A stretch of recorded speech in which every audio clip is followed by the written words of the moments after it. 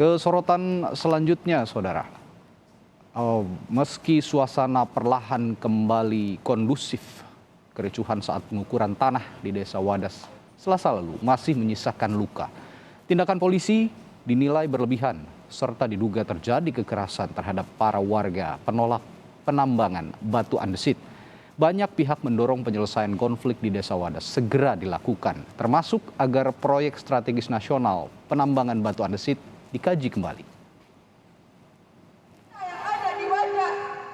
Aksi solidaritas mengkritik konflik yang terjadi di Desa Wadas, Purworejo terjadi di sejumlah daerah. Di Banyumas, ratusan mahasiswa dari berbagai perguruan tinggi menggelar aksi solidaritas mengecam tindakan represif yang dilakukan aparat kepolisian.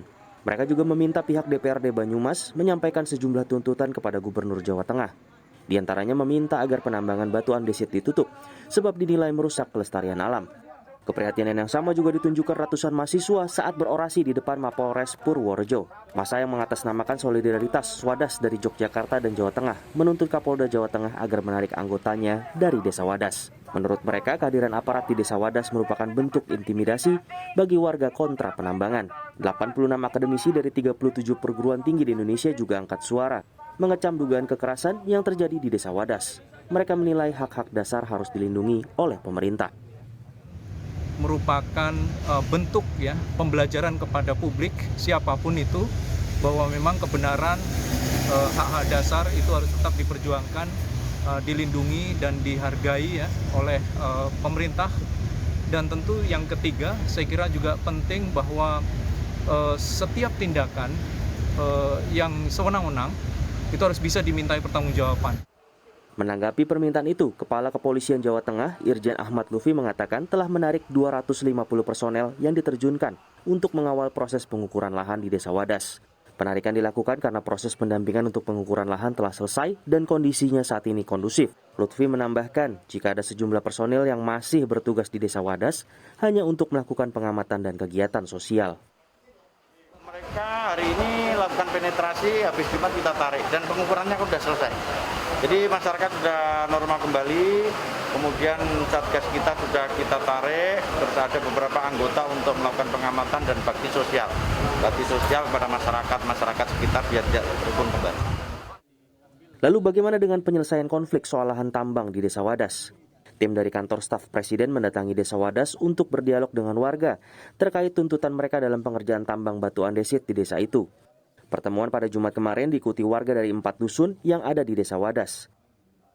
Ke Wadas ini karena memang diminta oleh pimpinan untuk mendengarkan langsung apa yang sebenarnya yang terjadi di Wadas pada tanggal 8 Februari.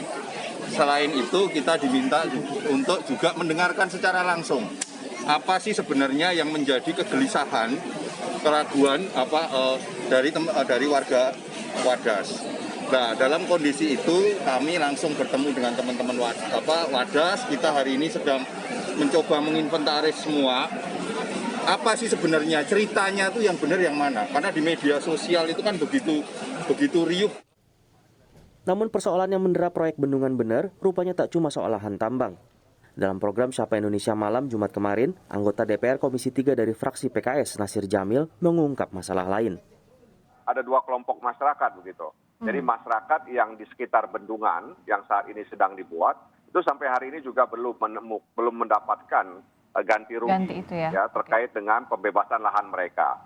Bahkan ada beberapa lahan, ada beberapa bidang lahan yang tidak masuk dalam penetapan lokasi tapi digarap juga.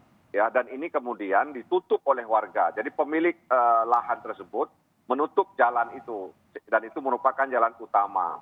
Jadi sambil berseloro kami mengatakan masyarakat yang di sekitar bendungan saja yang sudah menyerahkan lahannya itu sampai hari ini ya belum mendapatkan kepastian terkait dengan biaya ganti ruginya ya, apalagi masyarakat yang mayoritas menolak ya pengambilan batu andesit di desa mereka. Terkait penyelesaian konflik dengan warga, Ketua Umum Yayasan Lembaga Bantuan Hukum Indonesia Muhammad Isnur meminta pemerintah memperbaiki aspek legalitas terkait pertambangan. Pertama, perbaiki dulu sandaran hukum dan juga langkah-langkah yang harus diambil dalam rangka pertambangan. Itu nggak bisa mau menambang pakai rezim pengadaan lahan untuk milik umum. Menambang itu ada aturannya, ada ketentuannya, harus ada izin IUP-nya. Dan izin pertambangan harus memperhatikan AMDA-nya juga. Nggak bisa sembarang nambang kalau itu berbahaya buat lingkungan. ESDM itu nggak ngizinin nambang di Wadas, kenapa? Karena wilayahnya yang risiko, bencana alam dan lain-lain misalnya. Nah kemudian gimana caranya solusinya? Solusinya di Purworejo itu Mbak, sudah banyak wilayah lain yang juga membuka wilayah pertambangan andesit. Sudah dibuka. Ya. Terus kenapa malah mau membuka yang baru, yang belum ditambang, yang nggak ada izin pertambangannya dari ESDM? Okay. Ini pertanyaan besar dari masyarakat. Penolakan warga terhadap pembukaan lahan pertambangan sudah mencuat sejak 4 tahun lalu. Batuan andesit di lahan perkebunan dan pertanian warga Desa Wadas akan dikeruk sebagai material utama pembangunan Bendungan Bener. Tim Liputan Kompas TV.